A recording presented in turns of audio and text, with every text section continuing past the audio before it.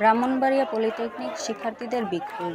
ঢাকা সিলেট মহাসড়কে যান চলাচল বন্ধ। আজ বুধবার সকালে আদালতের রায়কে কেন্দ্র করে ব্রাহ্মণবাড়িয়া পলিটেকনিক ইনস্টিটিউটের শিক্ষার্থীরা মিড টার্ম পরীক্ষা বর্জন করে ঢাকা সিলেট মহাসড়ক অবরোধ করে বিক্ষোভ কর্মসূচি পালন করেছে। ফলে প্রায় 2 ঘন্টা যাবৎ ঢাকা সিলেট মহাসড়কে যান চলাচল বন্ধ রয়েছে। এ সময় ঢাকা সিলেট মহাসড়কের রামপুর থেকে মাধবপুর পর্যন্ত প্রায় 12 কিলোমিটার রাস্তায় দীর্ঘ যানজট সৃষ্টি হলে রাস্তার শিক্ষার্থীরা চরম ভোগান্তিতে পড়েছে। আন্দোলনরত শিক্ষার্থীরা জানান, মহামান্য হাইকোর্ট 30% পদ ক্রাফট ইনস্ট্রাক্টরদের পদোন্নতির পক্ষে রায় দিয়েছে।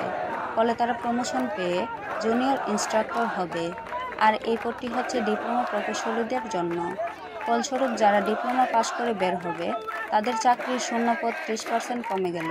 আর ডিপ্লোমা প্রকৌশলীগণ জন্মলগ্ন থেকেই আন্দোলন সংগ্রাম করে টিকে আছে এবং অস্তিত্ব টিকিয়ে রাখতে আন্দোলন ছাড়া বিকল্প কিছু নেই। এ ব্যাপারে হাইওয়ে থানার ওসি মামুন মিয়া জানান, শিক্ষার্থীরা কলেজের সামনে শান্তিপূর্ণভাবে অবস্থান নিয়েছে। কোনো অপ্রীতিকর ঘটনা ঘটেনি।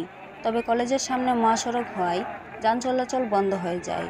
তবে যান চলাচল স্বাভাবিক রাখতে পুলিশ কাজ করছে।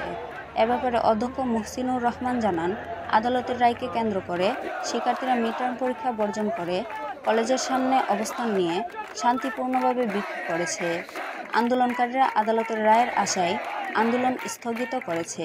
পরিস্থিতি নিয়ন্ত্রণে রয়েছে।